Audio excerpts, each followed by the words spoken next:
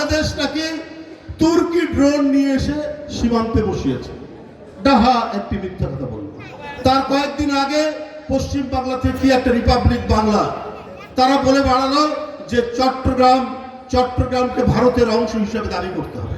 এত সাহস কোথা থেকে পায় তারা? ডক্টর ইউনূস সাহেবকে সবাই সম্মান করি, শ্রদ্ধা করি। তাকে বিএনপি সহ বিভিন্ন রাজনৈতিক দল যারা নিরবচ্ছিন্নভাবে আন্দোলনে ছিল, সংগ্রামে ছিল, যাদের দলের আদর্শিক সম্পানরা আজকে ঝরে গেছে, জনির মতো, আজকে সুমনের মতো, ফরহাদের মতো, তারাও তো সমর্থন দিয়েছে। কেন আপনারা দুর্বলতা প্রকাশ করবেন? আমরা 18 কোটির দেশ। আরে আমরা যদি ভারতে চিকিৎসা করতে না যাই, ওদের হাসপাতাল বন্ধ হয়ে যাবে।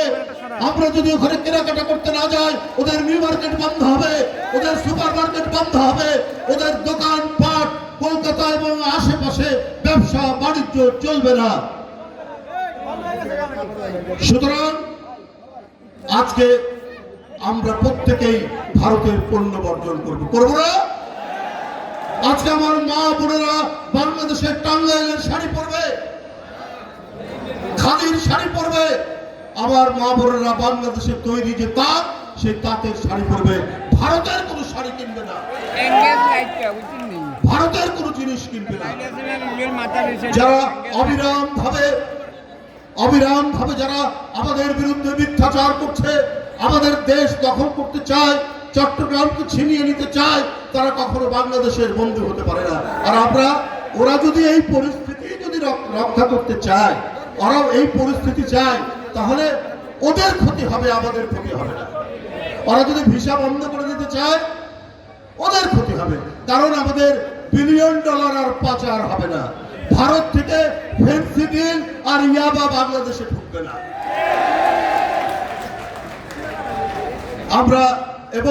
আমরা যে সমস্ত কৃষি পণ্য আমদানি করি, রসুন, আদা, পেঁয়াজ, আমরা যদি আমদানি না করি, আমাদের দেশের কৃষকরা, আমাদের দেশের মানুষরা তারা নিজেরা উৎপাদন বৃদ্ধি করবে, আদা বৃদ্ধি করবে, রসুনের চাষ করবে, কাঁচা মরিচের চাষ করবে।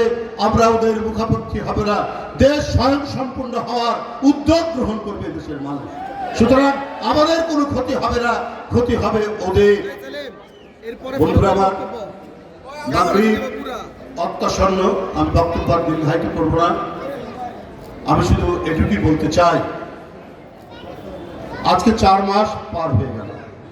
এই 16-17 বছরে যারা অদৃশ্য হয়েছে, গুম করা হয়েছে, সুমন, ফরহাদের মতো এমপি ইলিয়াস আলী নেই, চৌধুরী আলম নেই, আরেকজন এমপি লাকসামের সাইফুল ইসলাম হিরু নেই, হুমায়ুন পারভেজ নেই, একেবারে জনপ্রতিনিধি থেকে শুরু করে এই তারুণ্যদীপ্ত সন্তানেরা তার মায়ের কোল থেকে অদৃশ্য করে দিয়েছে যে হাসিনা।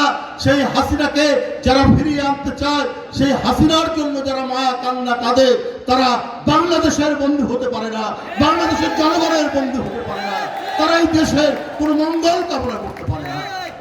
তাই আমরা দৃঢ়তার সাথে ঐক্যবদ্ধ থাকতে হবে। এই দেশ যারা দাবিদার রাখতে চায়, সেই দাবিদারের শক্তি যেন আর না আসে। আমরা তো অনেক রক্ত দিয়ে আমাদের স্বাধীনতা কিনেছি। 30 লক্ষ মানুষ যেখানে জীবন দিয়েছে, 2 লক্ষ মা বোন যেখানে নির্যাতিত হয়েছে। এত কঠিন দামে আমরা যদি স্বাধীনতা অর্জন করতে পারি, আরো কঠিন দামে আমরা আমাদের স্বাধীনতা রক্ষা করব। ভারতের এই আগ্রাসী মনোভাব থেকে আমাদের দেশের মানুষই যথেষ্ট। আমাদের পতাকা, আমাদের স্বাধীনতা, আমাদের সার্বভৌমত্ব, আমাদের টিকে থাকা, আমাদের অর্জন, আমাদের অগ্রগতি, আমাদের বিকাশ সব রক্ষা করবে বাংলার মানুষ, বাংলাদেশের জনগণ।